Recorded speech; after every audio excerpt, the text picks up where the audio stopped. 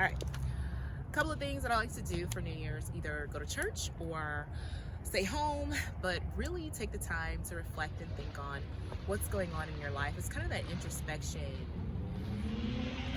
vision board, all of those manifestation, all of those things. And for me, I just find it to be safer at home. One, because if I go somewhere, I really don't want to drive back. Unfortunately, people indulge in alcohol in a reckless way, and driving on New Year's Eve freaks me out. It just really does. It freaks me out. And you guys already know, I don't drink alcohol. And every year I have a custom that I do. It's customary for me and a tradition where I celebrate with Martinelli's. And I just did a quick shoot with Martinelli's. And the reason I do the shoots is to document for myself. It's really to document this moment for me at the end of 2022. So in 10 years, 20 years, whatever years, I can look back and see where I was, what I can do to improve. And it's one of those things where it is, you have to focus on yourself because you're only looking to be better than where you were previously.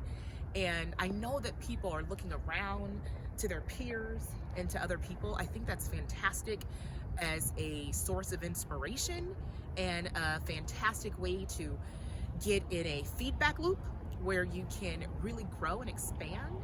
And whether that is intellectually or focus on expanding your emotional intelligence, I think that's key. The number one thing that I think is key, that I think a lot of people miss because it's possibly been mislabeled as selfish, is focusing on yourself. And I think that focusing on yourself is the number one thing that you should do in life, because if you aren't truly living an actualized life, then unfortunately it's going to rear its ugly head in every area in various sectors of your life. And what does that look like, and what does that mean? What does that look like? In simplified terms, it looks like if you're unhappy, you will make other people unhappy. If you've heard that saying, hurt people hurt people. And I feel like hurt people because they're unhappy. Because you've never seen happy people. Have you ever seen happy, healthy, fit, prosperous, wealthy people causing problems and hurting people? No. It doesn't happen. It doesn't happen at all. You see people who are dealing with issues, trauma, low self-esteem, low self-worth, low integrity, all of those components.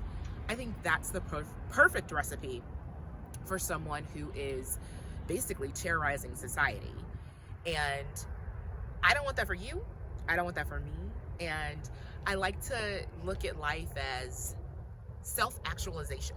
That is the key to really living the life that you're supposed to lead. And you can do that in a quantified way. That's one reason that I love technology. You can do that in that way, because if you don't measure success, you really can't see how far where you started and where you're going. Looking at those key milestones and having those KPIs for your life, because you're the business of you. And you need to make sure that you are living your life according to your theme and to your values. And one of the things that I like to do every year is look at, where do I want the next 12, 24, 36? What do I want that to look like? And the reason that I start there is because now is the time to plant those seeds and to start those steps in order to reach that 36, in order to reach that 48, in order to reach that 72. And that's going to give you, it's kind of reverse engineering your life. It's not kind of, it's actually reverse engineering your life. You want to do that because that's going to help you reach your goals, because otherwise you're living day to day and you're living in what is called survival mode. That's not the best mode for you to be in order to thrive and really self-actualize. And what does self-actualization really look like for you? That is being in a space where you can look at express your intrinsic value, like the things that you inherently are good at, inherently know, inherently good at, and offer that to society, and offer that as a creative expression, offer that to society as a whole in a way that is monetized. I mean, I don't care, because do what you need to do, but I want you to really look at how you can not just have these kind of abstract woo-woo goals of get fit. No, you won't achieve that. You're not going to achieve get fit, but you will achieve specific steps.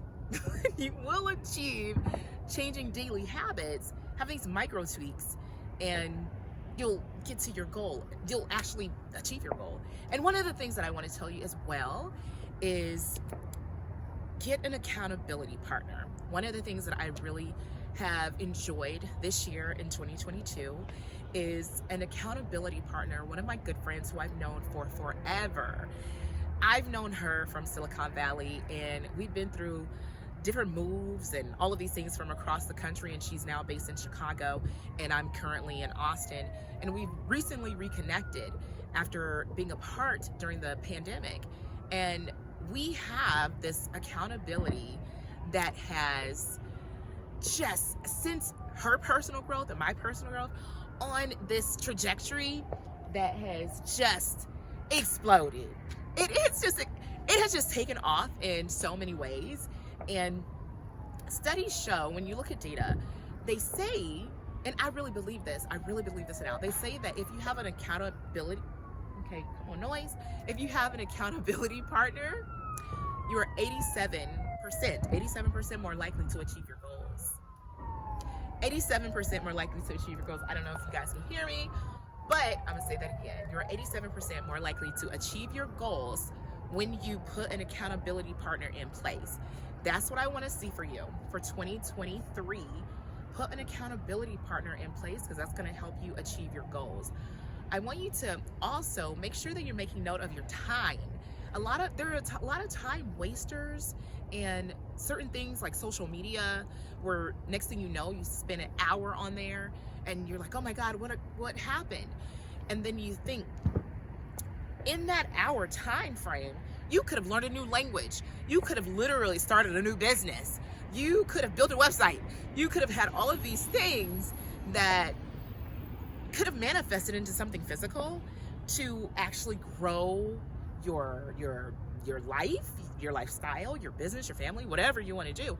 But I want you to take note of that as well. So looking at the time that you're investing in different areas. So that starts off when we first talked about having the quantified self, measuring things, and starting with that measurement. How often are you on social media? What's that look like? I'm not saying don't use it.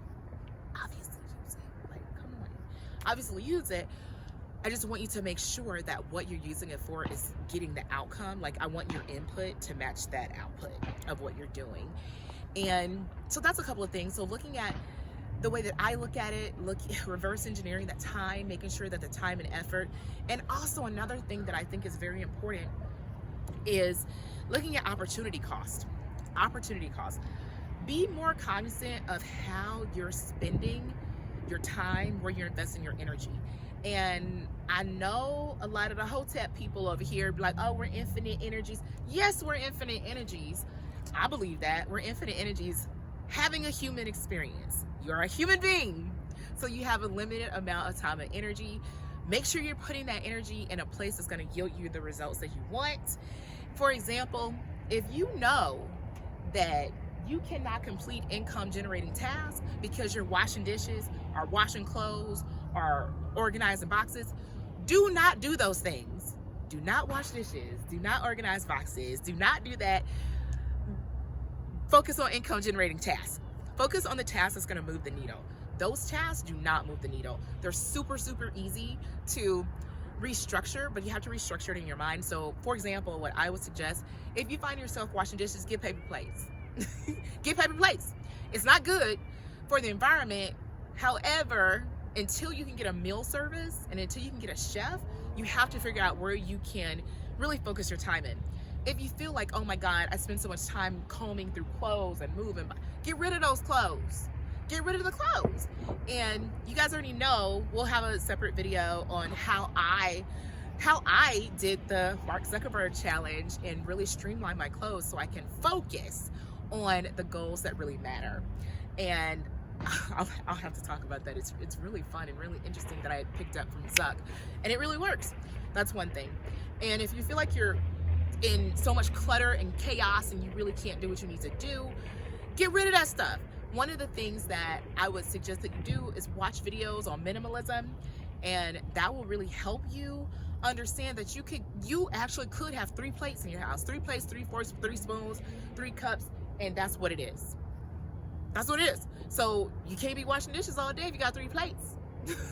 And I'm laughing because I'm introducing the theory to you, but it's not a laughing matter to me. I live by it. I think the simplicity is brilliant, and that's where your brilliance is going to shine. I really want you to rewire your brain to think that these daily tasks are normal. They're not normal. These daily tasks are cultural, that you can change and you can shift whenever you want to, because you never see regular people doing regular output and regular activities do anything extraordinary. You don't. And if you want to do something extraordinary and you want to live a liberated life, which I know you do, I know you want to live a liberated life, you have to start thinking like a liberated person. You have to start freeing up your time and buying time. A lot of people think, oh, well, I'll just run over here and I'll just cook this and I'll just do this and I'll just run these small errands. Get someone else to do that. Buy your time back so you can get in your zone of genius and focus on maybe a new business model, maybe maybe you're wanting to learn a new coding system. Whatever you want to do, focus on that. Focus on the things that truly matter, that cannot be outsourced, because someone who's handling manual tasks, whether it's go to your dry cleaners, go drop your car off, go wash your car, those people aren't coming up with complex solutions to real world problems. That's you. You're coming up with those things. You are dreaming and thinking big. You need to be in a creative space.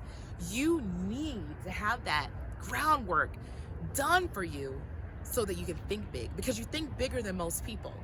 You are creative. You see the future. Everyone else tends to see what's right there in front of them, which is fantastic and great. However, you need to free up your time so that you're not doing these mundane tasks that can be outsourced. And for women out there, I want to impress upon you, do not let anyone make you feel as though certain tasks are assigned to you because you are a woman, because you are a girl. No, those tasks are not assigned to you. They're tasks that need to be completed, that has been, unfortunately, historically, the thing standing in the way from you focusing on other things. So if you can find someone to do those tasks for you, pay them well, barter with them. You can barter, you can create partnerships, you can do JV deals, you can pay them, find people to do those things for you, and then you'll have your time freed up. And the last thing that I want to say, that I want you to walk into the new year with, and this is not just for you, this is for me too. The thing that I really want to say is, a lot of the time, people always tend to say, oh, well, I can't do such and such because I don't have the funding. I can't do such and such because XYZ holds me back. I can't do ABC because of XYZ. I can't do element of P because of ABC. Just all of these things, all of these different caveats and all of the stuff. So let's assume that you have the basic things, that you are able-bodied, that you're in America.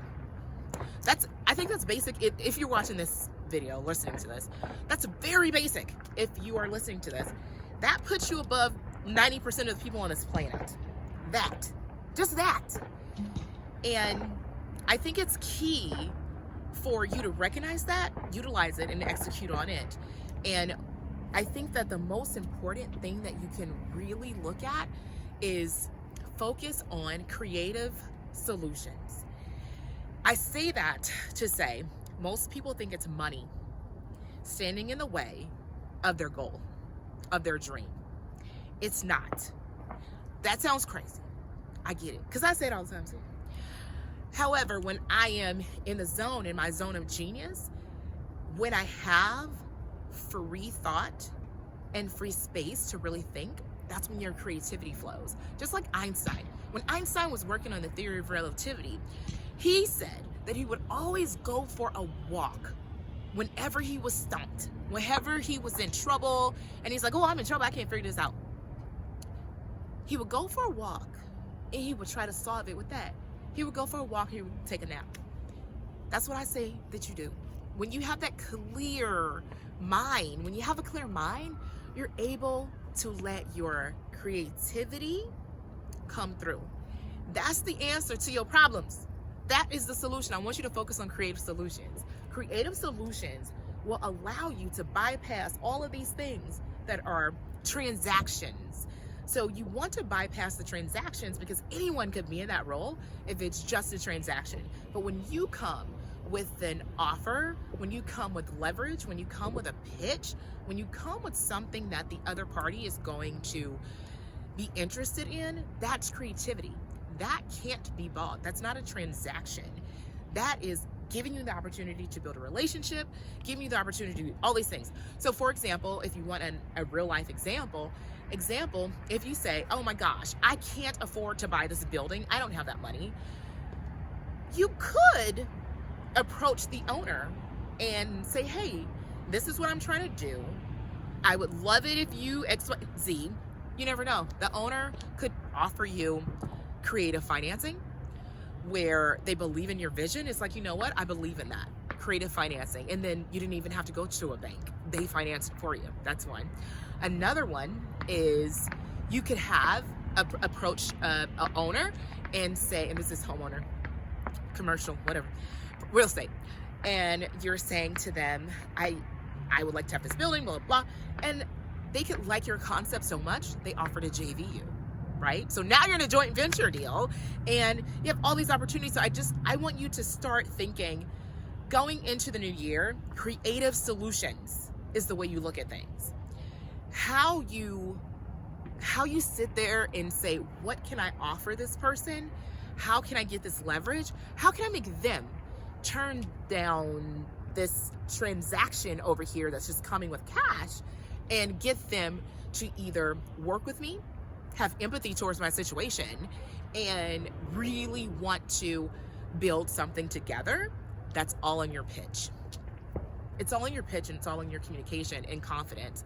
So yeah, that's it. I want you to work on your pitch, communication, confidence, self-actualization, really documenting your time, and focus on looking at the measurable, just small incremental changes that you can do daily that can get you to your goal. So what we're doing is reverse engineering our goals. We can start at 72. And when I say 72, 48, all of that, 72, 60, 48, 36, that is months. So we're looking at that. We can obviously look far out, and I like to start at 10 years and go to 5, 3, 2, 1 that way, so you can do that too. And also I do want to invite you to look outside of the business accomplishments or accolades, and also think of some personal things you want to do. Maybe you want to dive with some dolphins. I don't know. I have no idea.